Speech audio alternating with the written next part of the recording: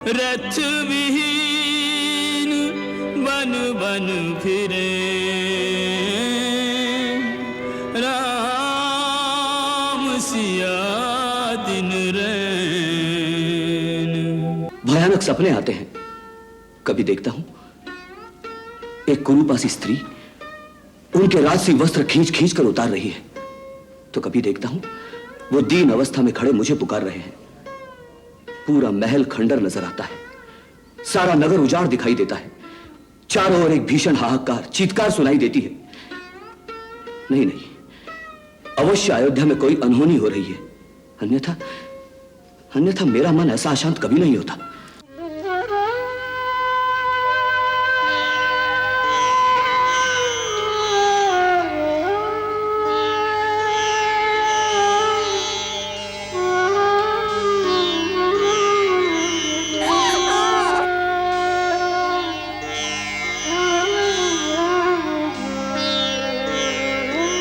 मैं किसी ऐसे स्थान पर नहीं रहना चाहता जहां मेरे रहने से किसी तपस्वी या साधक की साधना में विघ्न पड़े।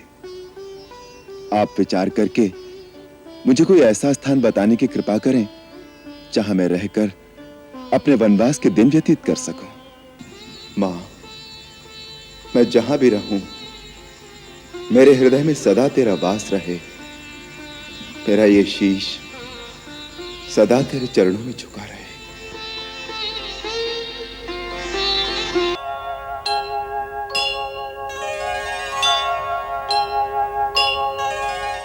रानी, हाथ पे हाथ धरे बैठे रहने का समय नहीं है। तुम क्या समझती हो राजा ननियाल से भरत को बुलवा लेंगे? ये तुम्हारा भ्रम है। अभी भी वो तुम्हारे शौक के वहां बैठे। अपने किसी गुप्त दूत को भेजकर भरत को बुलवा लेते हैं। ठीक है, बुलवा लेते हैं। पर मंथरा, अभी इसका समय नहीं आया है, क्योंकि सुमंत्र उन तीनों को वन में छोड़कर अभी तक वापस नहीं लौटा है। न जाने क्या षड्यंत्र है। उसे लौट आने दे। मन को थोड़ा संतोष हो जाएगा कि राम सचमुच 14 वर्ष के लिए वनवासी हो गया। फिर हमें किसी बात की आशंका नहीं रहेगी, समझी?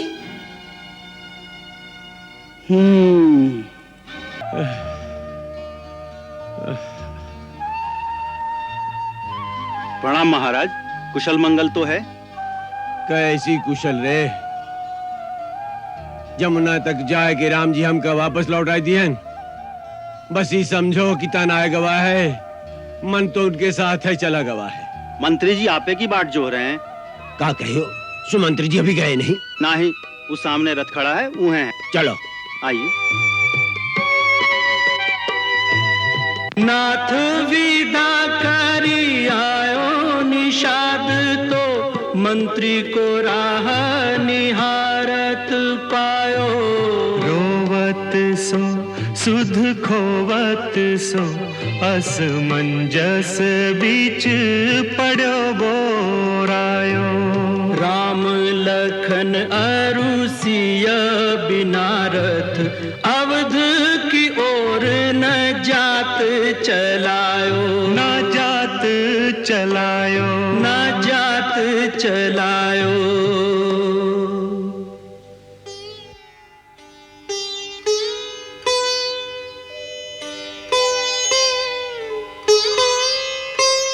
प्रणाम मंत्री जी, प्रणाम। प्रणाम। मंत्री जी, अभी तक आप अयोध्या नहीं गए? निषाद राज, मैं रोज प्रयत्न करता हूं, रोज रथ में घोड़े बांधता हूं, न मेरे पांव ही अयोध्या की ओर बढ़ते हैं, न घोड़े ही बढ़ते। खाली रथ ले जाकर अयोध्या निवासी को मुंह दिखाऊं, मुझ में इतना साहस नहीं, मुझ में इतना साहस नहीं। निषाद राज, इतना बताओ कि तुम श्री राम को कहां छोड़ा है?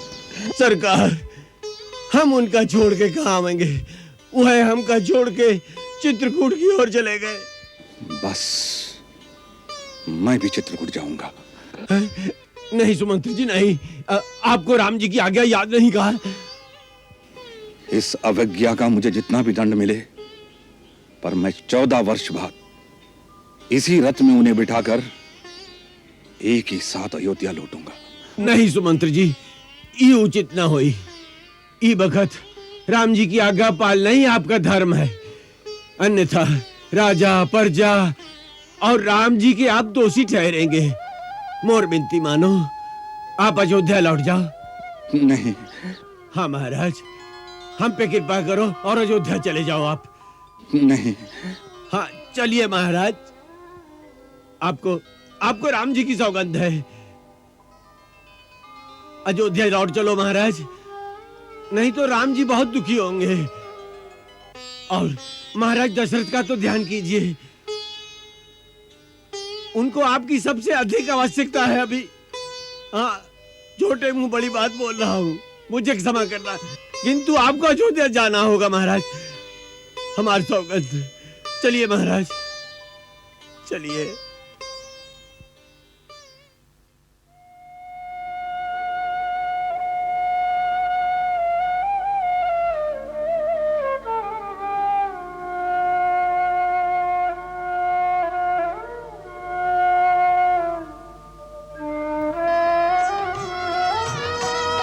बस बस, आप इतना बता दीजिए कि वहाँ माँ की लोरी सुनने को मिलेगी कि नहीं। मुझे तो लोरी सुने बिना नींद ही नहीं आती। वाह, मैं तुझे लोरी सुनाऊंगा।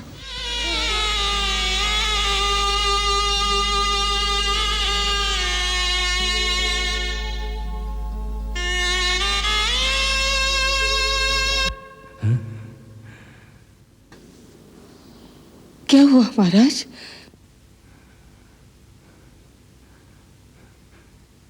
कौशल्य,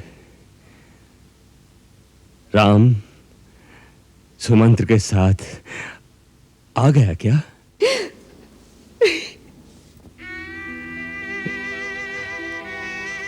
रो मत कौशल्य, वो आ रहा है, आ रहा है मेरा राम, वो आ रहा है मेरा राम, मेरा राम रथ में बैठकर आ रहा है। व्याकुल दशरथ के लगे रथ के पथ पर नैन, रथ विहीन बन बन फिरे, राम सिया दिन रैन। विधना तेरे लेख किसी की समझ न आते हैं, जन जन के प्रिय राम लखन सिया बन को जाते हैं, जन जन के प्रिय राम लखन सिया बन को जाते हैं। विधना तेरे लेख किसी की समझ न आते हैं।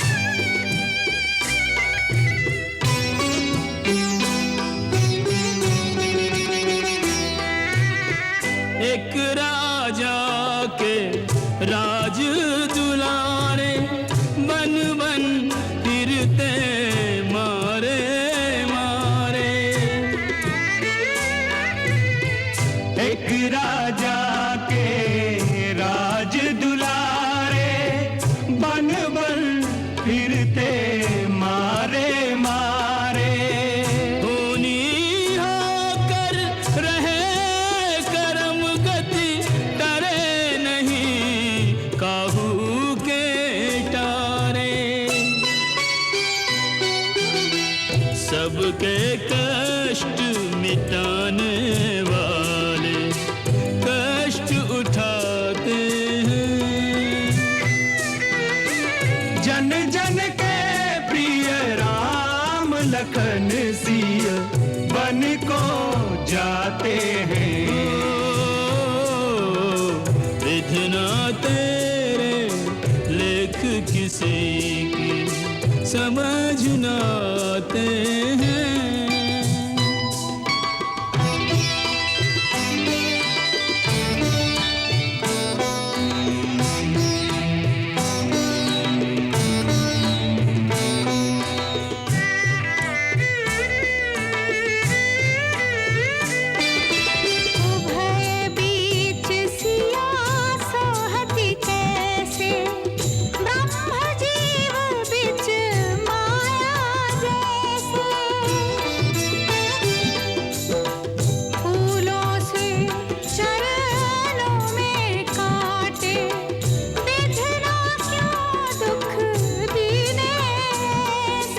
पग से बहे लहू की धारा हर चरणों से गंगा जैसे।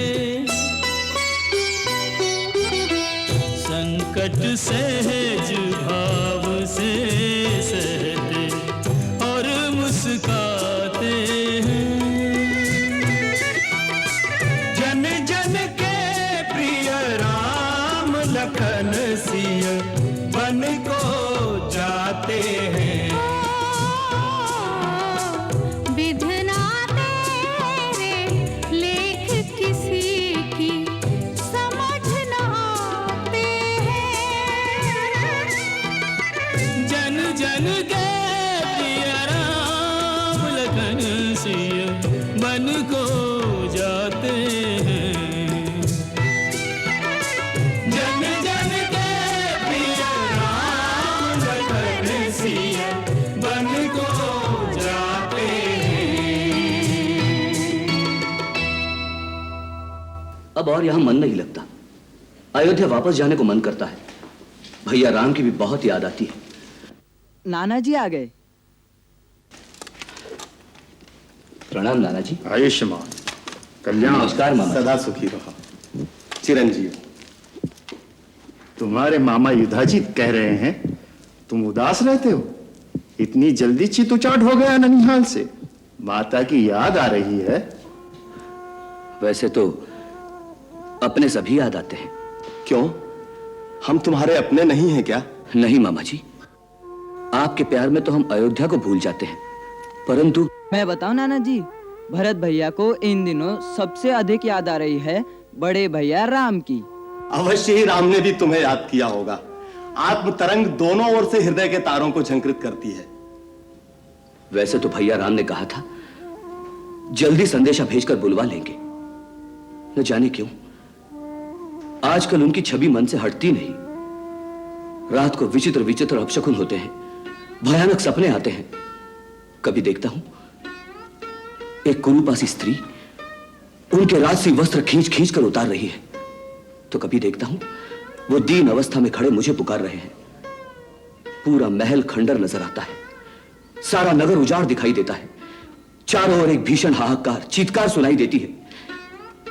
नहीं नहीं, अवश्य अयोध्या में कोई अनहोनी हो रही है, अन्यथा अन्यथा मेरा मन ऐसा अशांत कभी नहीं होता।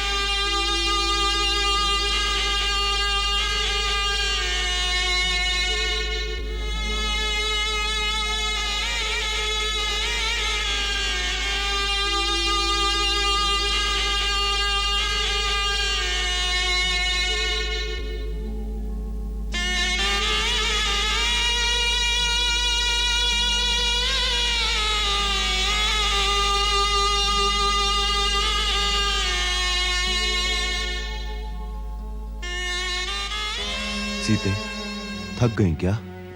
नहीं, प्यास लगी है। भैया, उधर बस्ती दिखाई दे रही है। कुआं या बावड़ी अवश्य होगी, उधर चलते हैं। ठीक है। सुनो भाई, यहाँ पीने के जल की व्यवस्था हो सकती है?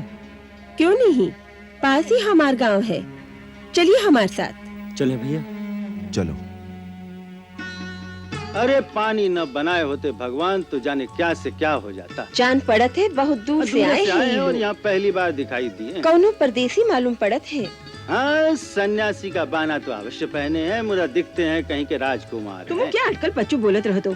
ये बिहड़ रास्ता में नंगे पाँव साथ में किसी सुकुमार स्त्री को लेके कौनो राजकुमार काहे को आई? हाँ, अरे तू नहीं जानती है, विधि का विधान है। विपता प्रति बड़े बड़े राजकुमार भी कंगाल हो जाते हैं। अब रहे देवो, अपन ज्ञान न बघारो। बेचारन की मन दुखी हुई। गाँव आई गई वा। चलो हम लोग ये लोगन का पानी पिला दी। हाँ, पानी तो पिला ही देंगे, मुदा तू मुंह बंद रख।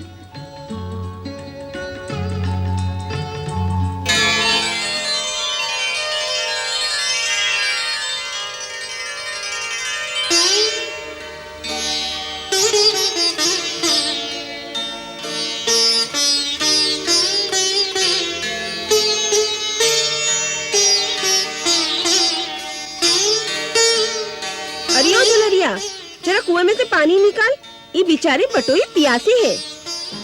हाँ हाँ, काहे नहीं, आओ बे।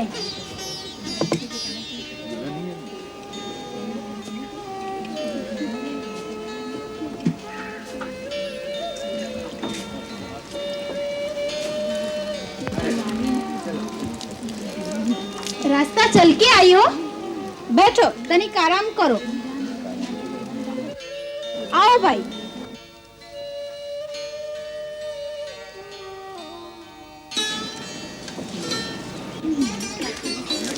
ए बतसिया, कहाँ है दीदी? जरा चना चबेना और सत्तू ले आ। अभी लाई दीदी। भूखे होंगे? आओ लक्ष्मण। आओ।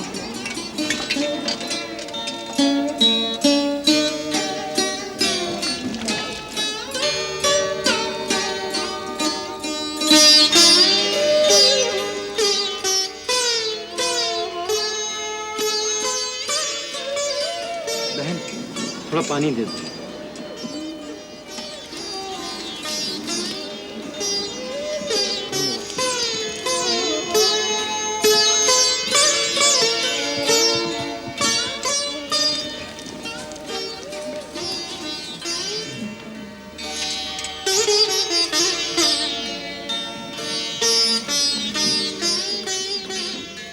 अरे बहना, तुम कौन हो? कहाँ से आई हो? ये बंदे क्यों आई? बस वन में रमते बनवासी हैं। ये तो हम नहीं मानत। वन में कोई अपनी खुशी से थोड़े ही आवे है। हम तो अपनी इच्छा से ही आए हैं। झूठ काहे बोलो हो?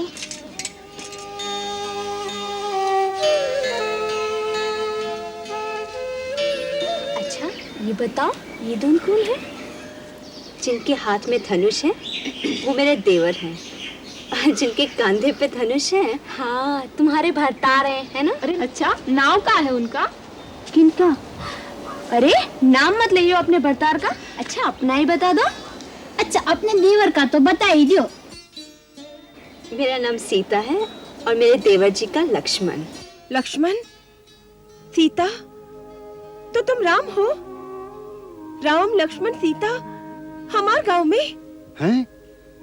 तो तुम ही राम लखन और सीता हो जिन्हें राजा ने वन में भेज दिया? सीता, राम, हाय रे दैया, कैसे कठोर है इनके माता पिता जो फूल जैसे बहू और बेटे को वन में भेज दिया। नहीं बहन, हम स्वयं अपनी इच्छा से ही वन में आए हैं। कौनो स्वयं वन में नहीं आता। ये सब होने के खेल है कुमार जी। आप जैसे वन में कष्ट भोगेंगे तो फिर ब्रह्मा ने राजपाट किसके लिए बनाए हैं? आपके नंगे पांव देख के तो रुलाई आती है। आप तो हमारे राजा हैं। बिटिया, हमसे कोई भूल हो तो क्षमा कर देना, तुम तो हमारी रानी हो। आज्ञा हो तो पथ में आपके चरणों के नीचे अपने हाथ रखते हुए साथ साथ चलें। नहीं भाई, हमारे लिए शोक न करो, हमें कोई कष्ट नहीं है। अब हमें आज्ञा दो। आगे आप वन में कहाँ जाएंगे प्रभु? इसी गांव में रह जाइए। नहीं भाई, हमें चित्रकूट पहुंचना है। भरद्वाज मुनि ने कहा था वह स्थान ही उत्तम होगा।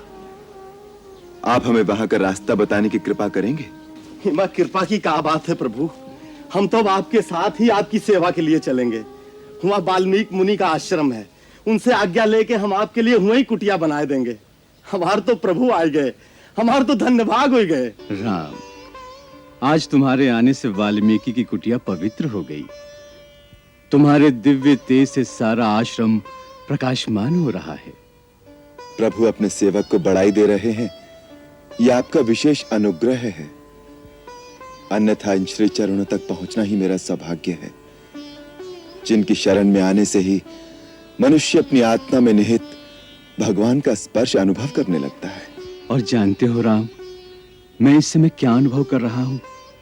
जैसे भक्त और भगवान का मिलन हो रहा हो, जैसे भगवान स्वयं चलकर भक्त के पास आ गए हों।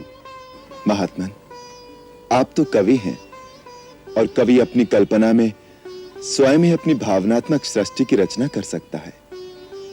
कवि में इतनी शक्ति होती है कि वो भावना के बल से एक पत्थर को सजीव बना दे। फिर एक साधारण मनुष्य की भगवान के रूप में कल्पना कर लेना उसके लिए कौन सा कठिन कार्य है? ये कल्पना नहीं राम, जिस मनुष्य की ये स्थिति हो जाती है कि वो अपने अंदर स्थित भगवत स्वरूप के दर्शन कर सके, वो स्वयं भगवान ही हो जाता है। इस गूढ़ रहस्य को वही जान सकता है जिसे तुम जनवा दो। सोई जानई जेहि देहु जनाई, जानत तुम ही तुमई होई जाई। और जो तुम्हें जान ले वो तुम्हीं में समा जाता है। हे महामुनि, आप प्रेम और भक्ति की परासीमा हैं, जिन्हें कण कण में केवल अपने भगवान ही दिखाई दे रहे हैं। इसीलिए आप मुझ जैसे एक साधारण मानव को भी भगवान की संज्ञा दे रहे हैं। राम, आज तक जो चरित्र, जो अद्भुत कार्य तुमने किए हैं, ताड़का वध से लेकर धनुष भंग और परशुराम के गर्भ मर्दन तक, उससे मन में यह विश्वास दृढ़ होता जा रहा है कि तुम इस लोक से परे कोई दैवी शक्ति, कोई अवतारी पुरुष हो, जो इस धरती पर धर्मात्माओं की रक्षा के लिए और अधर्म के नाश के लिए अवतरित हुआ है। तुम ही मेरे काव्य के नायक हो राम। मैं वास्तव में कौन हूं, मैं किस कारण से जन्मा हूं, ये मैं कैसे जानूं? ये तो आप जैसा त्रिकालदर्शी ही जान सकता है। मैं तो केवल अपने आप को एक मानव समझता हूं, जो दशरथ का पुत्र है और जिसका नाम राम है। और इस समय मैं अपने पिता की आज्ञा से अपने अनुज लक्ष्मण और पत्नी सीता के साथ 14 वर्ष वन में रहने के लिए आया हूं। मैं किसी ऐसे स्थान पर नहीं रहना चाहता जहां मेरे रहने से किसी तपस्वी या साधक की साधना में विघ्न पड़े। आप विचार करके मुझे कोई ऐसा स्थान बताने की कृपा करें जहां मैं रहकर अपने वनवास के दिन व्यतीत कर सकूं। तुम मुझसे अपने रहने का स्थान पूछ रहे हो? पहले मुझे ये बताओ कि वो कौन सा स्थान है जहां तुम नहीं हो। प्रभु, इन गूढ़ बातों में मुझे न उलझाएं। सेवक को इस चित्रकूट में एक छोटा सा स्थान प्रदान करने की अनुमति दें, जहां हम रहने के लिए एक छोटी सी कुटिया बना लें। वैसे तुम्हारी कुटिया तो हर भक्त के हृदय में है, फिर भी सांसारिक रूप से पूछ रहे हो तो ऋषि और मुनियों से सेवित इस चित्रकूट में मंदाकिनी नदी के किनारे अपना स्थान बना लो। पुण्य सलीला मंदाकिनी वास्तव में गंगा की ही एक धारा है, जिसे महर्षि अत्रि की तेजस्विनी पत्नी सती अनसुईया अपने तपोबल से नील पर्वत पर लेकर आई हैं। यहाँ के वनों में रहने वाले कोल किरात बड़े स्नेही और भक्त हैं। वो अपने राजा की तरह तुम्हारा आदर करेंगे और कुटिया के निर्माण में तुम्हारी सहायता करेंगे। जो आज्ञा। पता पता तिनका तिनका जोड़ते जाते हैं,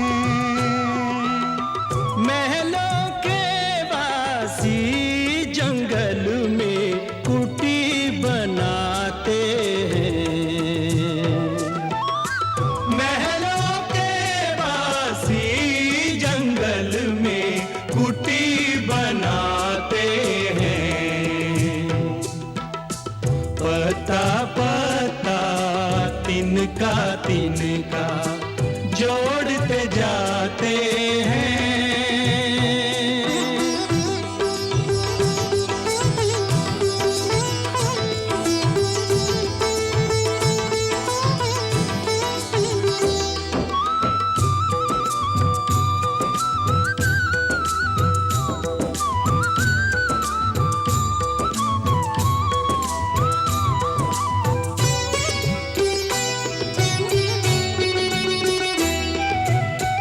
राजमहल में पाया जीवन, फूलों में हुआ लालन पालन।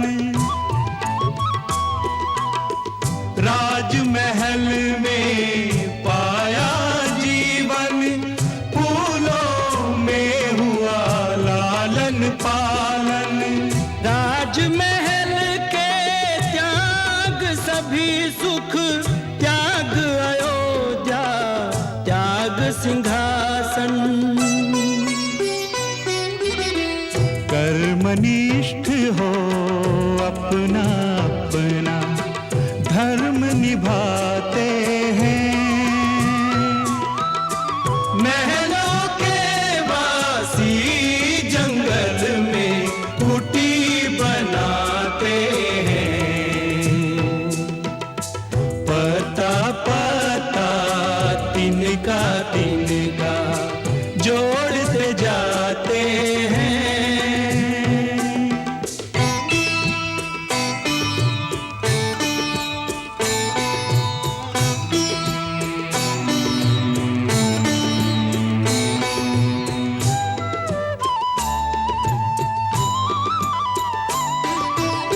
सुनते हैं देवों ने आकर, भील की रात का भेष बनाकर।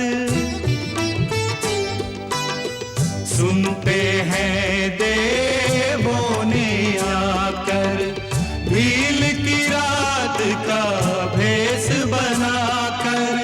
परण कुटी रहने को प्रभु के रख दी हाथों हाथ सजाकर। राम सिया की सेवा कर सब पुण्य कमाते हैं। राम सिया की सेवा कर सब पुण्य कमाते हैं।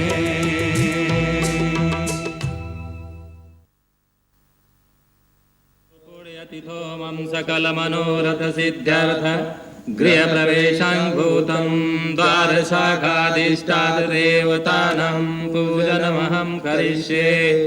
दक्षिण शाखायां गंगायै नमः स्वाहा, वाम शाखायां यमुनायै नमः स्वाहा, ऊर्ध्वद्वारिश्रिये नमः स्वाहा, मध्ये देहल्यां वास्तुपुरुषाय नमः स्वाहा, दक्षिणे शंखनिधये नमः स्वाहा, वामे पद्मनिधये नमः स्वाहा, द्वारस्य चतुष्कोणे आग्नेयानि उद्योतक्रमणे गणपते नमः स्वाहा। हे सूर्यवंशी शिरोमणि, वास्तु यज्ञ आहुति पूर्ण हो गई। आज रविवार रोहिणी नक्षत्र, वास्तु शांति के लिए सबसे शुभ दिन है। देवी सीता और लक्ष्मण के साथ गौरी, गणेश और महेश को स्मरण करके आप पर्ण कुटीर में प्रवेश कीजिए।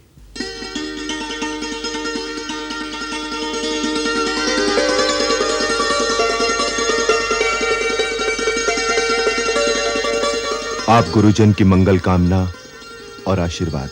तथास्तु।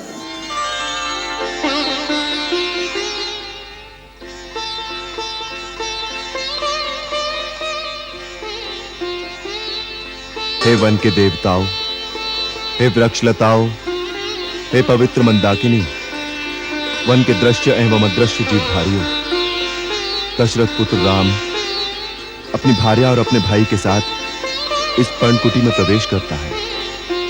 आप सब अपनी कृपा सदा बनाए रखना।